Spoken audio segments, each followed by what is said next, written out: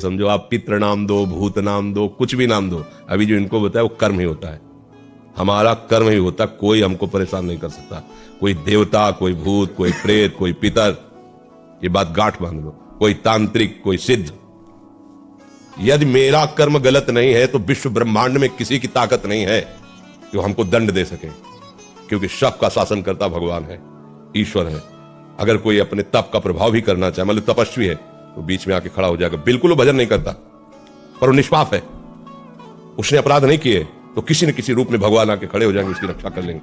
इसीलिए उनका एक नाम है ईश्वर। संपूर्ण जीवों का शासन उनके हाथ में है और सब जगह विराजमान है। यार मैंने तो भगवान को पुकारा नहीं, लेकिन मेरा सब काम बन गया। ऐसा फंस रहा था, ऐसा गिरने वाला था कि मर जाते, ये लोग फंसा लेते। ऐसा कौन बचाया? तुम्हारे अच्छे कर्म, तुम्हारे अच्छे कर्म, बुरे कर्म नहीं। मैं तो फूंक फूंक कर पैर धर रहा हूं, जब से मुझे हो से कोई गलती नहीं हुई हमसे। हमारी दुर्दशा लोग कर रहे हैं, हमारी दुर्दशा इससे हो रही, उससे, कोई दूसरा नहीं है।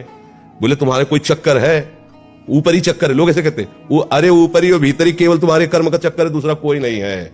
वही कर्म भूत बन करके तुम्हें सताएगा, वही कर्म पितर बन करके, वही कर्म ग्रह बन करके सताएगा। कोई नहीं सता सकता। जो पे कृष्ण चरण मन अर्पित होकर यहाँ का नवग्रह रंग माने भिखारी, ये भिखारी नवग्रह तुम्हारा बाल बांका भी नहीं कर सकते यदि कृष्ण चरणारविंद में चित्त लगाए हो।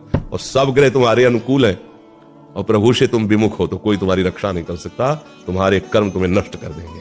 ये सिद्धांत सबकी समझ में नहीं आता है। अगर समझ में आ जाए तो भूल जाओ कि कोई पितर है, कोई भूत है, कोई प्रेत है। वही है, वही, दूसरा कोई नहीं है। वही तुम्हें दंड देने के लिए कभी भूत बन जाते हैं, कभी मृत्यु बन जाते हैं, कभी नाना प्रकार की घटनाएं बन जाते हैं। और इसीलिए उनका भजन करोगे तो असली रूप में आपको मिलेंगे प्रेमानंद स्वरूप, महान सौंदर्य समुद्र, करुणा समुद्र। वही नहीं कहते जो विमुख है, अधर्माचरण करता है, उसके लिए मैं काल रूप भयंकर हूं।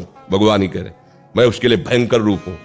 देखो, भगवान का ही एकमात्र स्वतंत्र साम्राज्य है। वही बनने वाले, वही बनाने वाले हैं। बस सावधान होकर उनका भजन करो, कोई कुछ नहीं कर सकता। जब आप मान्यता करोगे कि पितर हैं, भूत हैं, तो उस रूप में मिल जाएंगे।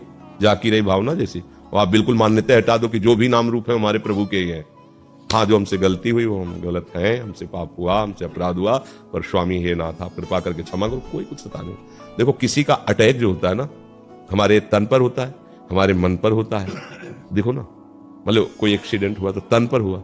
कोई ऊपरी चक्कर जिसे कहा जाता है वो मन पर होता है। भूतावेश, कोई भी आवेश मन पर। तो ये तन मन, जब तक तुम अहंकार में हो तभी तक पीड़ा दे सकते हैं। अगर भगवान को समर्पित कर दिए, अब किसी की ताकत है? भगवान के समर्पित तन और मन को कोई घसीट कर ले जाए, ऐसा हो सकता? इतना वीर कोई पैदा हुआ है क्या? बस एक बात समझ लो, भगवान के आश्रित हो जाओ। भगवान ने गीता जी का पितरों को पूजने वाले पितर लोग को जाते हैं, भूतों को पूजने वाले भूतों को प्राप्त होते हैं, और मेरा भजन करने वाले मेरे को प्राप्त होते हैं। वही पितर बने, वही भूत बने। आप जिस भावना से उनको भजोगे वैसे ही आपको मिल जाएंगे। वही सब अपना विस्तार किए हुए हैं। ये बात समझ में आ जाएगी तो फिर बात कोई परेशानी नहीं है। देखो,